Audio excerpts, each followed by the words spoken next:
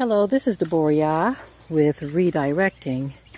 And real quickly, I wanted to kind of highlight the whole statement of birds of a feather flock together.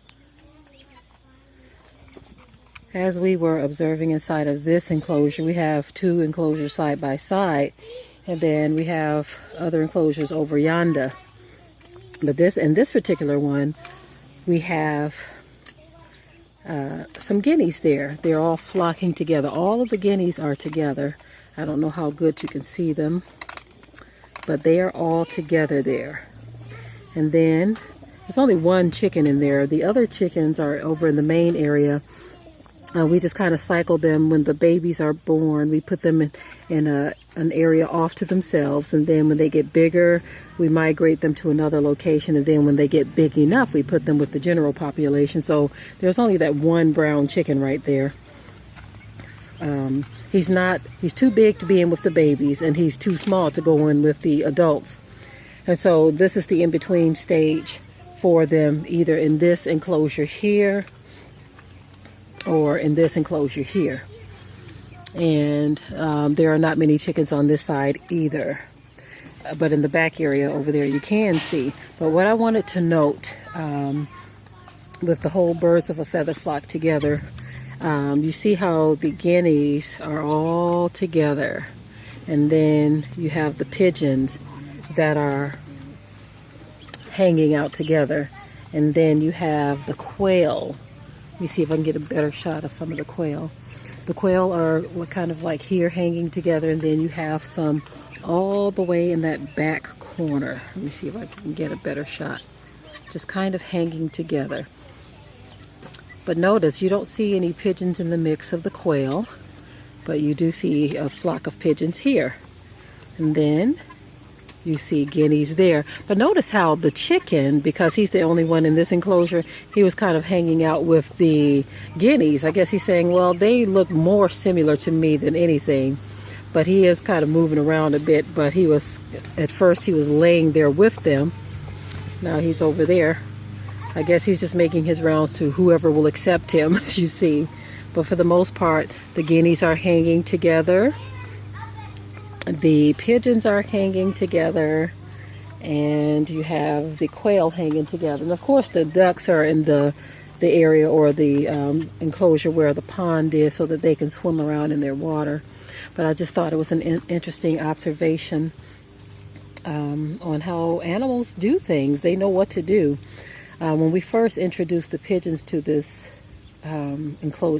enclosures, the quail went crazy. They literally did. One of them went so crazy that he ended up crashing into the wire so hard to where he ended up killing himself. Poor fella. Poor baby. I mean, they just went out of their minds. But now they're all together. They're like, okay, I guess we can do this. They're not trying to hurt me. These pigeons, although that pigeon right there just pecked at that one, at the quail there. Kind of cute. But I love observing nature and how animals do things. Right now our children are studying a book in their homeschool class, raising backyard poultry. So they're learning a lot about how to raise them, how to care for them if they're sick, even caring for them once they hatch. Now a couple of the children observed this morning that in the chicken yard there is a chicken who we sectioned off with one of our injured roosters. He's actually a rooster that we've had for 8 years, but they noted that she had been nursing some of her own eggs, you see, and we let them do that sometimes. We use an incubator to hatch them, but this particular chicken wanted to take care of her own baby, so sometimes the children will say, well, I'm not going to collect this egg. She's sitting on it, she's taking care of it, and Papa's next to it. And so they noted that the egg was hatching this morning. They heard the baby chirping, they saw him cracking out, and so I thought that was really cute. I wish I had a chance to film it. And so usually when mom wants to raise her own babies, we'll let them. But I wanted to come over here to this enclosure right here. Some of these pigeons, we just bought another 16, I think, pigeons, and included in that bunch, you see that big brown one right there, I don't know how well you can see him. I'm going to try to get down a little bit and see perhaps if I can get closer. But the lady we bought them from, she said she actually spent $50 just for that big fella right there. That is a huge pigeon. And that's my baby right there. He's so big and pretty. I have never seen a pigeon that big, ever. But she said she spent $50 for him alone. But one thing she noted is that he loves to mate. He's always like, hey, girl, get on over here, you know. And we noticed that, too. He's always like, hey, it's time, girl. And so when we first brought them here, I think it's been almost 2 weeks. It's like he didn't waste no time. He didn't waste any time. But just like the first flocks that we bought last year, they said that pigeons will breed like flies, and so that's what we're looking forward to. We're looking forward to having a huge flock, Yah willing. We pray the blessings of Yah upon that. But as you see, we have a huge flock of quail. We were, I guess, doing trial and error. Didn't know what we were quite doing wrong, but we finally figured it out. We've been hatching a lot of quail. We're going to do things different. Right now, this is just how we have it set up with these two enclosures. We have a bigger enclosure that we're getting ready to put the pigeons back in. We wanted to give them some sunlight because that area over there needs a little bit more sunlight. So we're going to have to trim some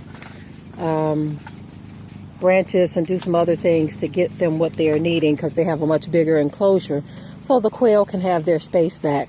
And then the chickens, once they are done, I don't know if you can see that back area back there, but even some of those baby chickens have gotten really big, and it's time for them to come out of that back enclosure into this population. So once the pigeons go back to their area, there'll be more space for the quail and more space for the babies that are hatching to go into that back area until they're big enough to come to another area. Now, when it starts to get really cold, we will probably cease from hatching the eggs and just eat them. Quail eggs are very healthy for you. We won't hatch them. It's more difficult to take care of baby quail in the winter. Our quail last winter, they did pretty good. I mean, they did excellent. It was cold. We did what we had to do in terms of just regular maintenance and feeding, but they did pretty good. It's just that when they're babies, they are very, very vulnerable, and it's kind of hard to, when you're just now getting into this, it's kind of hard to know what to do. But we figured that we wouldn't hatch them in the winter months until we're able to get a more controlled environment for babies. But in the meantime, our flock of quail is well over 200 within the areas. They are very healthy and tasty birds. And so, and the eggs are very healthy as well. Okay, it's just Mommy. I'm just coming over here to get you on camera. You don't have to fly away. Well, those are the ducks making that noise over in their space over there. I really enjoy animals. I really do. I wish we had the wherewithal to. And we're praying that we could have a much bigger farm to mass produce them. That would be great because we see so many people doing it. And you just have to have the patience to learn and, figure out what you're doing wrong, in which we have finally gotten things to a workable stage to where our baby quail are hatching and they are doing well. They're producing and breeding, and the guineas are pretty much for keep down the bug population, but we had a first set of guineas that actually got away, so right now we're just keeping them enclosed until we're able to get them to some land. When you have a more spread out space for animals, they do better. But this right here is, this is like a backyard small farm operation, but we would definitely like to see ourselves and more of our people do this on a larger scale, because there are people making a huge amount of money raising quail. If you go to try to buy them, they are very expensive. And so hatching them yourself is definitely the way to go. Okay, I wasn't intending to talk this long. I guess I was just looking at them and admiring them at the same time. Because I love my animals, but they are tasty too when you eat them. But anyway, I'm going to go ahead and close out this video. And with that, I will say shalom.